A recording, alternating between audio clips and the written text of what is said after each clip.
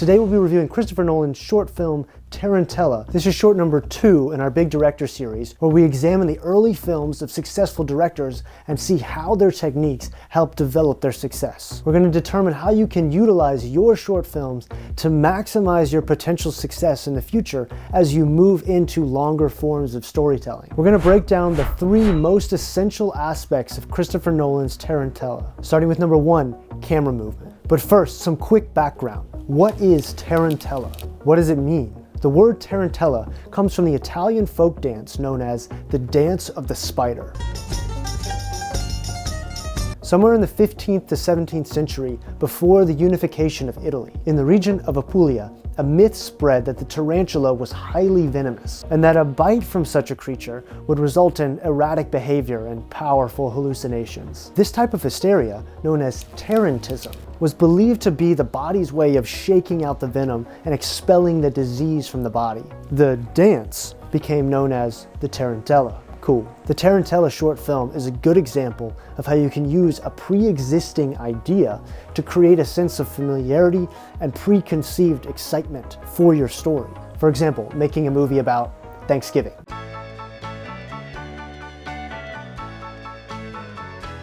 Or the Day of the Dead. Number 1, camera movement.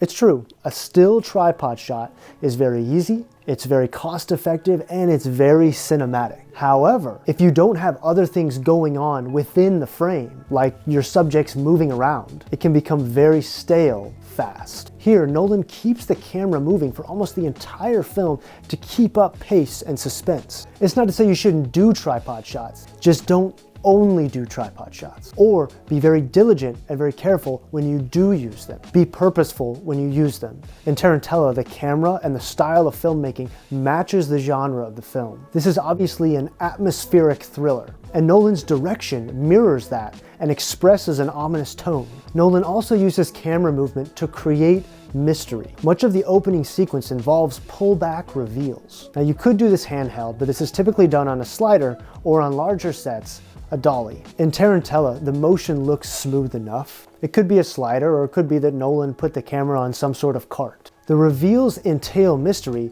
because Nolan's not just showing us everything at once in a wide shot. He gives us specific pieces of information, one at a time. It feels intentional, and we become gradually more curious about this character's state of mind. Number 2, connected, thought-provoking images. When looking at your film, you need to view it as an entire pie, not just individual pieces. In Tarantella, it's the juxtaposition of images that raise questions in the audience's mind. For example, the shot of a tarantula combined with the shot of a stern look. The combination alone gives the character, in this case Nolan, an aura of power and menace. There's also matching shots of characters sitting across a table as they stare each other down. They engage in a sort of dance of the mind. Then the camera performs a similar movement on the tarantula in his terrarium. Again, linking the characters to this higher image, this symbolism of the spider, and thus Tarantella. Also, when the main character is racing through the streets at night and then is suddenly walking through the halls of his home, we understand that it's his mind that's racing, not that he actually left to roam the streets. Nolan's Tarantella ends with images of the protagonist wrestling in his sleep and water dripping off a leaf. Then fast light rushes over his face. We see the spider, we see fear and anguish, and then we finish with a close-up of a human eye squirming around. We get the sense that this character has to face something that they're deathly afraid of. The images alone generate thought patterns in the viewer. No dialogue is necessary. Number 3, angles and atmosphere.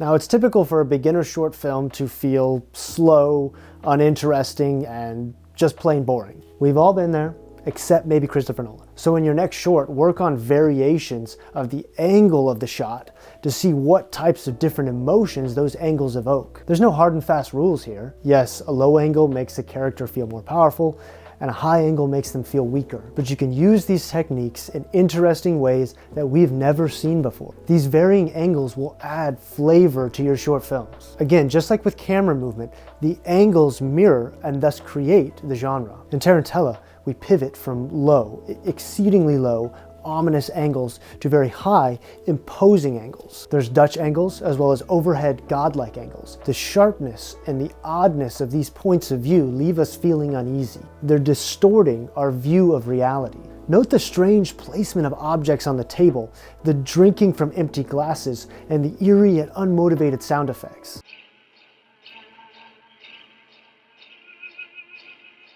There's an irregular collection of images with low contrasted lighting. All of these elements culminate both auditorily and visually to create an atmosphere of angst, apprehension, and horror. Now, I would be remiss if I didn't mention the Tenet moment where Nolan catches the wine glass. This is obviously him dropping the glass and then presenting that footage in reverse. Though it may seem random and weird, we apply meaning to it because it matches the tone of the rest of the film. Using reverse footage can be useful, especially when it's not obvious. It's been used in Hollywood for years. Look for opportunities of how filming something in reverse could give a scene or a shot an extra edge. Studying successful filmmakers before they're successful can help their larger-than-life skills feel grounded and attainable. Everyone starts somewhere. Though Christopher Nolan's Tarantella is impressive atmospherically speaking, it's not perfect. Even Nolan had to improve and learn the craft. If you like this short film review, be sure to check out our other Nolan review on Doodlebug, or look out for my next review as I review Wes Anderson's Bottle Rocket.